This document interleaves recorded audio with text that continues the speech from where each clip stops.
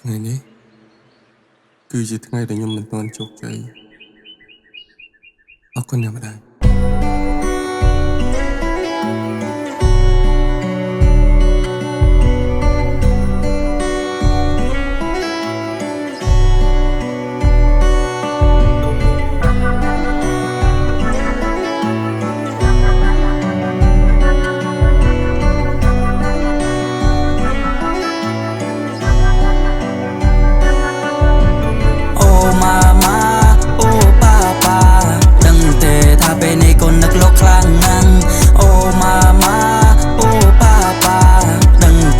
ពេលនេះកូនកំពុងតែឯកាយប់ជ្រៅងងឹងឲ្យខ្ញុំគិតអំពីគ្រួសារនៅពេលដែលម៉ាក់លំបាកម៉ាក់មិនដែលត្អូញត្អែទេមកពោះកូននៅក្នុងផ្ទៃគាត់ស៊ូលំបាកមករាប់ខែលោកហ៊ានសងគ្រោះថ្នាក់ហ៊ានបោជាឈាមពេលឆ្លងទន្លេពុកនៅមិនស្ងប់ចូលមកបន្ទប់លើកដៃបំស្រន់សុំទេវតាថែសូមជួយឲ្យបានសុខទាំងកូនទាំងម៉ែមើលថែបីបងពេលលោកលំបាកហត់នៅគ្មានពេលទំនេរខ្លាចកូនមានគ្រោះថ្នាក់សំបីសំោចមិនឲ្យមកក្បែរក្ដីស្រឡាញ់ដែលផ្ដល់ឲ្យកូនមានមិនដែលចេះព្រោះប្រែទេ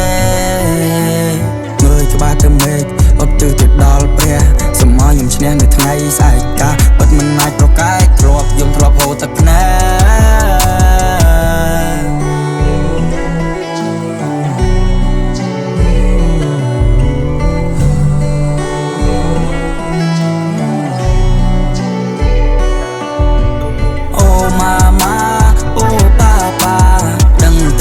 ពេលនេះកូននឹកលោកខ្លាំងណាស់អូម៉ាម៉ាអូប៉ាប៉ាដឹងទេថាពេលនេះកូនកំពុងតែឯកា